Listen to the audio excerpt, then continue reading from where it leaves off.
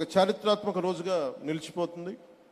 స్వర్ణాంధ్రప్రదేశ్ 2047 లక్ష్యాన్ని చేరుకునే దిశగా పేదరికాన్ని పూర్తిగా నిర్మూలించేందుకు జీరో పావర్టీ P4 పాలసీ అనే ఈ గొప్ప కార్యక్రమాన్ని ప్రారంభిస్తున్నందుకు మనస్ఫూర్తిగా ధన్యవాదాలు తెలియజేస్తున్నాను. దేశం మొత్తం గౌరవ ప్రధాని శ్రీ నరేంద్ర మోదీ గారి నేతృత్వంలో వికసిత్ భారత్ 2047 లక్ష్యాన్ని సాధించే దిశగా ముందుకు సాగుతుండగా, అదే దిశలో గౌరవ ముఖ్యమంత్రి శ్రీ నారా చంద్రబాబు నాయుడు గారి నేతృత్వంలో మన రాష్ట్రం స్వర్ణ ఆంధ్రప్రదేశ్గా రూపుదిద్దుకుంటుంది. ముఖ్యంగా 10 సూత్రాలు ఒక ముఖ్యమైన సూత్రంగా జీరో పావర్టీ నెరవేర్చేందుకు ఈ P4 పాలసీ అమలులోకి వచ్చింది. P4 public private people partnership అంటే ప్రభుత్వం, ప్రైవేట్ రంగం, ప్రజలు కలిసి పనిచేయటం, సామాజికంగా అంటే చాలాసార్లు సమాజంలో ఉన్నత స్థాయికి వెళ్ళిపోయి వీళ్ళు కింద వ్యక్తులకి, వర్గాలకి ఏమి చేయరు అని ఉంటుంది. ఎప్పుడు చేస్తూ ఉంటారు, కానీ ఏ ప్రభుత్వం కూడా ఇంత బలంగా ఎప్పుడు పూనుకోలేదు, చేసిన దాఖలాలు కూడా లేవు. వ్యక్తులు చేస్తుండొచ్చేమో, కానీ దీనిని ఒక ప్రభుత్వం నుంచి ఇలాంటి పథకానికి శ్రీకారం చుట్టినందుకు మనస్ఫూర్తిగా శ్రీ గౌరవ ముఖ్యమంత్రి శ్రీ నారా చంద్రబాబు నాయుడు గారికి మనస్ఫూర్తిగా వారికి హ్యాట్స్ ఆఫ్ తెలియజేస్తాను. ఎందుకంటే 90స్లో అంటే ఒక నాయకుడు, ఒక పొలిటికల్ లీడర్ వచ్చే ఎన్నికల గురించి ఆలోచిస్తాడు, కానీ ఒక నాయకుడు, ఒక నిజమైన ఒక విజనరీ లీడరు వచ్చే తరం కోసం ఆలోచిస్తారు.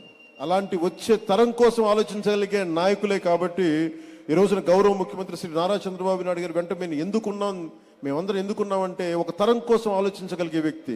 ఇప్పుడు ఒక తరం కాదు, 2-3 తరాల కోసం ఆలోచించే వ్యక్తిగా ఉన్నాం. అందుకని వేదిక పైన ఇక్కడున్న ఈ బంగారు కుటుంబం, ఈ పాలసీకి ఉన్న వాళ్ళందరూ చూడండి, చిన్నపిల్లలందరూ ఇంకా ఇంటర్ చదువుకుంటున్నారు. వీళ్ళందరికీ నాకు పరిస్థితి బాగలేదు, కానీ నా బిడ్డల పరిస్థితి బాగుండాలని ఏ తండ్రికైనా ఏ తల్లికైనా ఉంటుంది. వారికి ఎలాంటి చేయూతనివ్వాలి, ఎలాంటి సలహాలు ఇవ్వాలి, కొన్నిసార్లు ఆర్థికంగా కావచ్చు, కొన్నిసార్లు ప్రత్యేకమైన పరిస్థితులు కావచ్చు, ఏమిస్తే బాగుంటుంది అనేది ఈ నలుగురు కలిసి మనకి అటు ప్రభుత్వం తరపు నుంచి, అటు ప్రైవేట్ రంగం నుంచి, అటు ప్రజలు కలిసి పనిచేయటం, ఇది చాలా చాలా ఒక గ్రేట్ ఇనిషియేటివ్ మనస్ఫూర్తిగా. అది అంటే దాదాపు 1,70,మందిని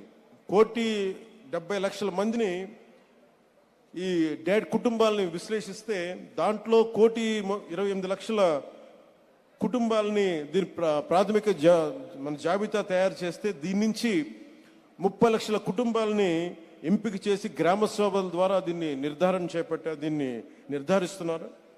అలాగే అన్యాయంగా ఈ పథకాలకు లేకుండా తొలగించబడిన కుటుంబాలను గుర్తించి అన్ని సవరణలు చేసేందుకు ప్రత్యేకంగా ప్రణాళికను రూపొందించారు.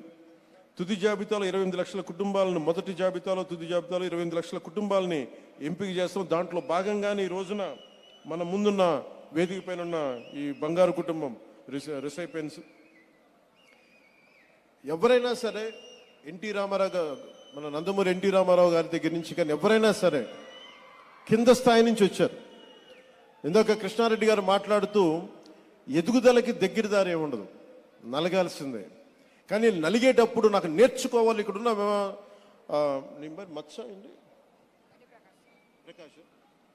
మత్స ప్రకాష్, నేను చదువుకుపోయినా పర్లేదు, మా అక్క చదువుకోవాలి, మా అక్క MBBS చేయాలని ఎంత గొప్ప ఉద్దేశం అది. కానీ ముఖ్యమంత్రి గారు ఆలోచిస్తుంది, నువ్వు కూడా నలిగిపోకూడదు, నువ్వు త్యాగం చేయాల్సిన అవసరం లేదు, నీకు మేము అండగా ఉంటాం, నీకు అండగా ఉండటానికి మేము ఆలోచిస్తున్నాం అనేది ఒక సదుద్దేశంతో చేపట్టిన కార్యక్రమం. వారి నాన్నగారు కూడా నా బిడ్డలకి నేను ఏం చేయగలను తపన పడుతుంటే, ఈ రోజున ప్రభుత్వం వస్తుంటే ఎవరికైనా సరే ఇబ్బందుల్లో ఉన్న కుటుంబాలకి చిన్న ఆశ కావాలి. మేము ఉన్నామని ఒక చిన్నపాటి ధైర్యం, చిన్నపాటి ఆశ కల్పిస్తే ఎంతకు ఎదుగైనా ఎదుగుతారు. నేను కూడా నేర్చుకోవాలనుకుంటున్నప్పుడు చెప్పేవాళ్ళు ఎవరన్నా లేరే, మనకి తెలివితేటలు మరి ఇట్లా ఇల్లురా అని చెప్పేవాళ్ళు ఎవరు లేరే అంటే, ఆ రోజున కనుక మనకి ఎదిగే వయసులో సరైన మార్గనిర్దేశం అంటే దిశానిర్దేశం చేయగలిగే